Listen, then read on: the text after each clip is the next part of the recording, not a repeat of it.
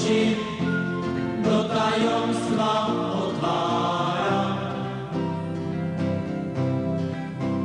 Som tu, nič ostatné nevnímam. Jeho hlas v svojom srdci počúvam.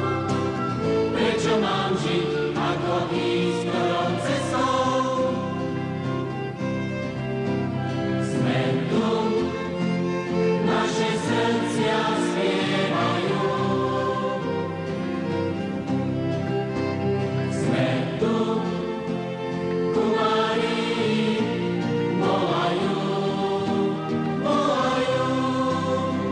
O Mária, Matka, Pane naša sladká, Teba Tvoje deti vzývajú. Plameň Tvojej lásky spáli naše masky, srdcia naše láskou preniknú. O Mária, Matka, Pane naša sladká, Teba Tvoje deti vzývajú. Plameň Tvojej lásky spáli naše masky, srdcia naše láskou preniknú.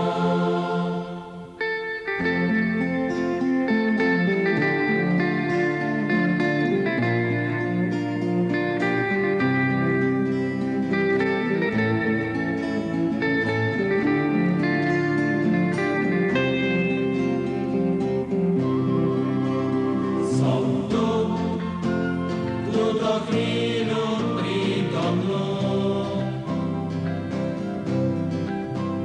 Len tu s Tebou môžem rozkvitnúť. Som tu, ako vtáčik vo vzduchu. Túžim s ním nažiť letieť nebesnú. So slnkom radovať sa, navždy smiať sa žasnú. Sme tu, naše srdcia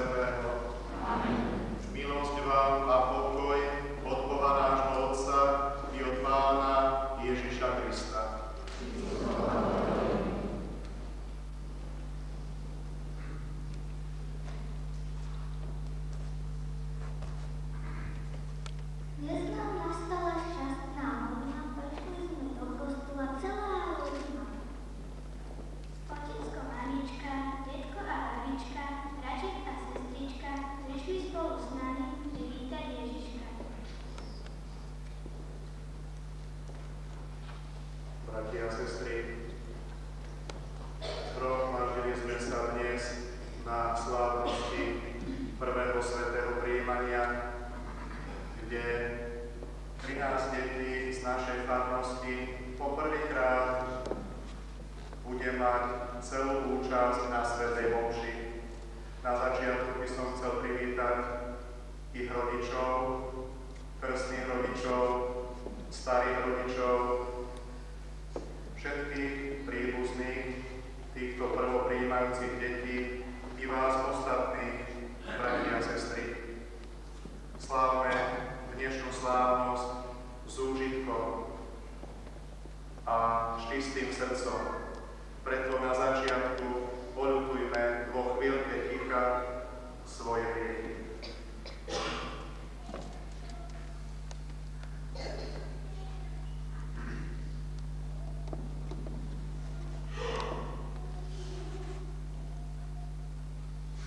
Zmiluj sa nad nami, Pane. Ukáž nám, Pane, svoje milosrdenstvo. Nech sa zmiluje nad nami všemohúci Boh. Nech nám hriechy odpustí a privedie nás do života večného.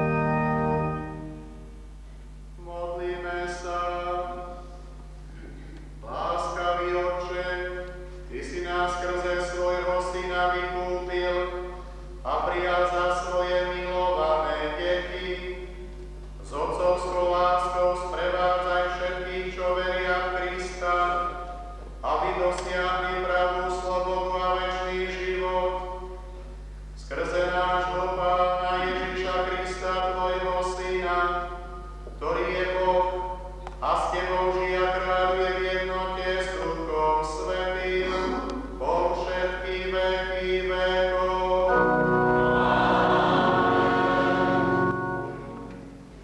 Čítanie zo skutkov apoštolov. Keď Šavol prišiel do Jeruzalema, pokúšal sa spojiť s učeníkmi, ale všetci sa ho báli, lebo neverili, že je učeníkom. Už sa ho ujal Barnabáš a viedol ho k apoštolom a porozprával im, ako na ceste videl Pána a že s ním hovoril a ako smelo si v Damasku počínal v Ježišovom mene. A žil s nimi v Jeruzaleme, smelo si počínal v Pánovom mene. Porozprával a predal sa aj s helenistami a oni ho chceli zabiť. Keď sa to dozvedeli bratia, zaviedli ho do Cézary a poslali do Tarzu. A cirkev mala pokoj po celej Judei, Galilei a Samárii. Upevňovala sa, žila v bázni pred Pánom a rástla v úteche Svätého Ducha. Počuli sme Božie slovo. Oh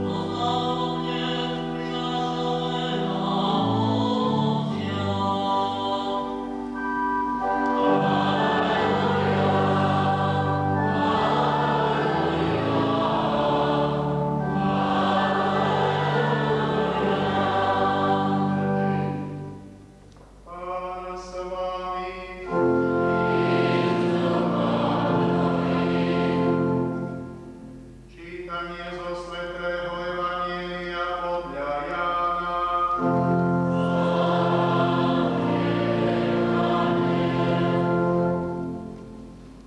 Ježiš povedal svojim učeníkom: Ja som pravý vinič a môj Otec je vinohradník. On každú ratolesť, ktorá na mne neprináša ovocie, odrezáva a každú, ktorá ovocie prináša, čistí, aby prinášala viac ovocia. Vy ste už čistí pre slovo, ktoré som vám povedal. Ostaňte vo mne a ja vo vás. Ako ratolesť nemôže prinášať ovocie sama od seba, ak neostane na viniči, tak ani vy, ak neostanete vo mne. Ja som vinič, vy ste ratolesti. Kto ostáva vo mne a ja v ňom, prináša veľa ovocia, lebo bezo mňa nemôžete nič urobiť. Ak niekto neostane vo mne, vyhodia ho von ako ratolesť a uschne. Potom ich pozbierajú, hodia ich do ohňa a zhoria. Ak ostanete vo mne a moje slová ostanú vo vás, proste o čo chcete a splní sa vám to. Môj Otec je oslávený tým, že prinášate veľa ovocia a stanete sa mojimi učeníkmi. Počuli sme slovo Pánovo.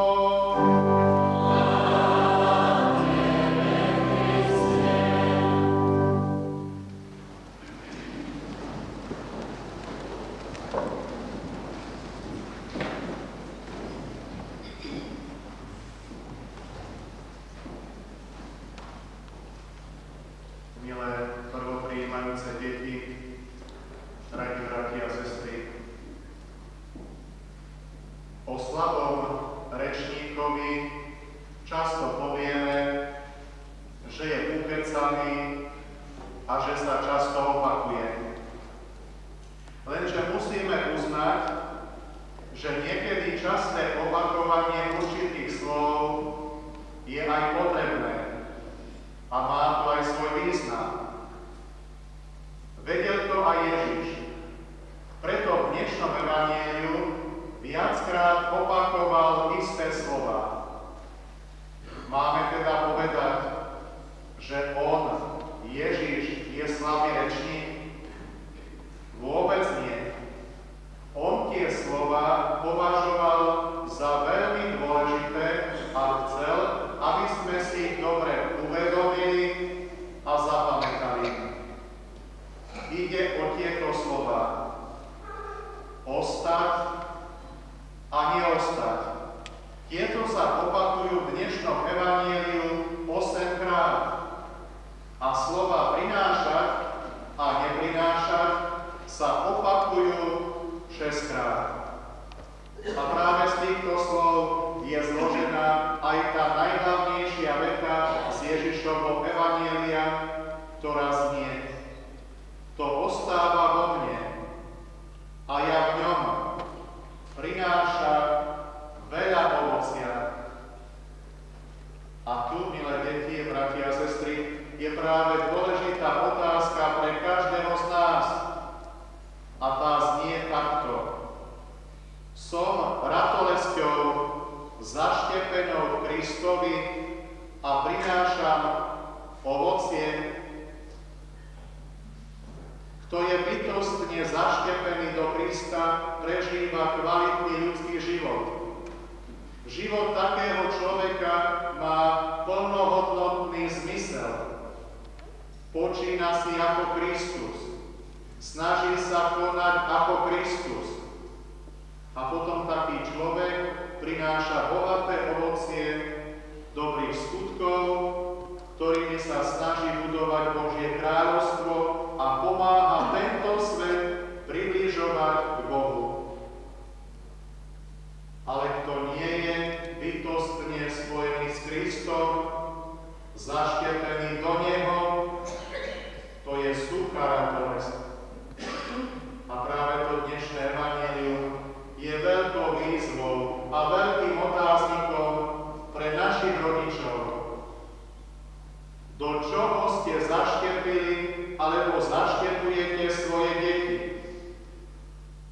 Kňaz veľmi často počúva plač rodičov nad svojimi deťmi.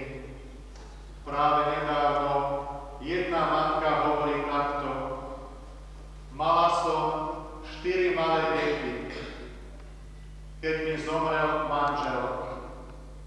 Uvedomila som si, čo to znamená život bez manžela a otca. Ale nepoddala som sa. Všetku starosť, všetko úsilie a prácu som venovala svojim deťom. Traja skončili strednú školu. Jeden vysokú.